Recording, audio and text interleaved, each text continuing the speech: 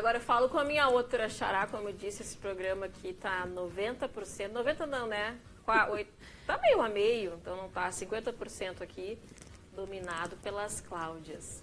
Cláudia Fortuna, consteladora familiar, a gente vai falar, a gente não, né? Ela vai falar, eu já me coloco no meio aqui, sobre o papel da mãe na constelação familiar, e fiquei sabendo pela Cláudia que influencia a gente, principalmente aí na questão das escolhas profissionais.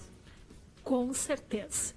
E essa questão de hoje ser esse prelúdio de algo tão energético e bom, né, que ela estava falando aí sobre o Raulin, a gente vê que a questão da mãe, a mãe tem algo muito especial, porque ninguém nasce sem mãe e ninguém nasce sem pai também, não existe, né? Na natureza humana, todos precisam de pai e mãe. E quando a gente sente que algo está errado, como saber que algo falta na gente?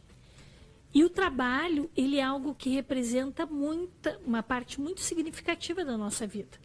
Porque, basicamente, 1/3 do dia a gente passa trabalhando em função do trabalho. Quando não é muito maior esse percentual, né? Mas, de modo geral, pelo menos isso a gente tem certeza que 1/3 a pessoa se envolve. E quando alguém não tem a mãe em si, não se apropriou, não tomou a sua mãe, que é um termo que a gente usa muito na constelação, a pessoa fica com tudo mais difícil. Ela tem que não só matar um leão por dia, mas um rinoceronte, um touro brabo. As coisas ficam muito mais desafiadoras. E o caminho para a mãe, ele também tem a ver com os relacionamentos. Então, em uma homenagem ao Dia do Trabalho, eu e a Cadica, nós estávamos conversando na antessala sobre que eu sempre acho bizarro o Dia do Trabalho as pessoas não trabalharem. Então, eu amanhã de manhã tenho um grupo constelatório maravilhoso, vai ser sensacional, porque eu acho que é uma homenagem da gente fazer o melhor trabalho da gente no Dia do Trabalho. Então, amanhã às 9h30 tem constelação, quem quiser ir assistir, é gratuito. E vai ser um momento bem especial, e a minha homenagem ao Dia do Trabalho é trabalhar. Eu te faço uma pergunta, tu falaste aí sobre ter a mãe dentro de si, né? O que significa ter a mãe dentro de si? Se eu tenho uma boa relação com a minha mãe, desde a minha infância, eu tenho ela dentro de mim, e isso eu levo para a minha vida, seria mais ou menos isso? Como saber se eu tenho ou não tenho essa mãe dentro de mim? A mãe é a cara do sucesso. O Bert Hellinger nos diz isso sempre. Ele diz, quer olhar se a pessoa tem ou não mãe, tu vê se ela tem ou não sucesso. E aí tu olha que ela tem que ter a mãe. É impossível alguém ter um sucesso sem ter um pouco de mãe. Em qualquer área profissional. O pai são realizações. Cada um contribui com coisas diferentes. Só que a mãe não só é a questão da realização profissional do trabalho, da escolha do trabalho, mas ela também permite a escolha do parceiro. E isso torna tudo muito especial, porque às vezes as pessoas não conseguem achar o seu parceiro, não acham só metade da alma, e fica pensando, mas meu Deus, o que eu fiz de errado? Eu cuido, eu começo bem e as coisas desandam. O que é que está acontecendo? Nós temos uma síndrome que a gente chama, que é amor interrompido. Algumas pessoas sofrem disso. E é muito bom saber se sofre ou não, porque a vida fica muito mais leve quando a gente resolve as questões de amor interrompido. O amor interrompido, geralmente, ele tem a ver com pai e mãe, na infância, até os 7 anos de idade.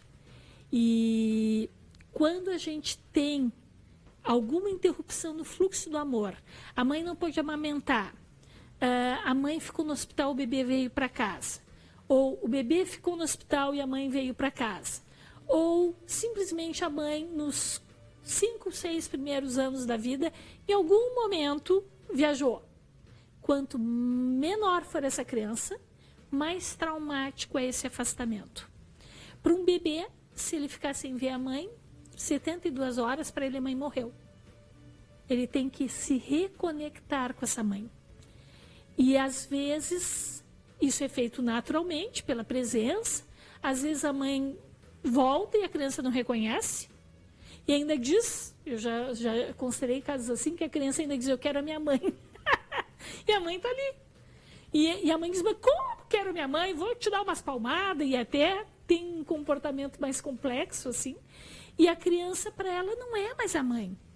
Aquela mãe que ele conhecia, aquela ideia que ele tinha, naquele período de tempo se desfez.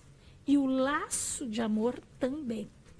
Então, esse fenômeno da gente ficar um pouco deficitário da mãe exige que a gente tome a mãe. A gente precisa sorver essa mãe. E aí eu te pergunto, Claudinha, como reconectar? Se uma pessoa agora que está nos assistindo se identificou e pensa, nossa, realmente eu não tenho uma boa relação com a minha mãe, fiquei um tempo afastado, por isso de repente eu não seja tão bem sucedido na minha vida. Tem como reverter isso e fazer essa conexão para que, enfim, melhore, flua, exatamente. Essa é a palavra-chave. Exatamente. A gente sente que pode se reconectar. A constelação é um dos métodos de fazer isso. A gente, constelando, às vezes consegue identificar. E tu vai saber que essa conexão foi feita porque tu vai ver resultados explícitos sobre isso. E uma das formas de se fazer isso é realmente sorver a mãe. Então, a gente, se tem a mãe viva, uma das possibilidades que a gente fez um treinamento final de semana passada em Florianópolis, que eu estava trabalhando lá, e se coloca testa a testa com a mãe. Então, tu gruda a tua testa na tua mãe. E inspira tomando a mãe e expira relaxando, aceitando, dizendo sim com o corpo. A Cadica falava do não com o corpo e a gente pode dizer o sim com o corpo, porque o não e o sim são todos importantes. Tudo depende do que você vai fazer com ele.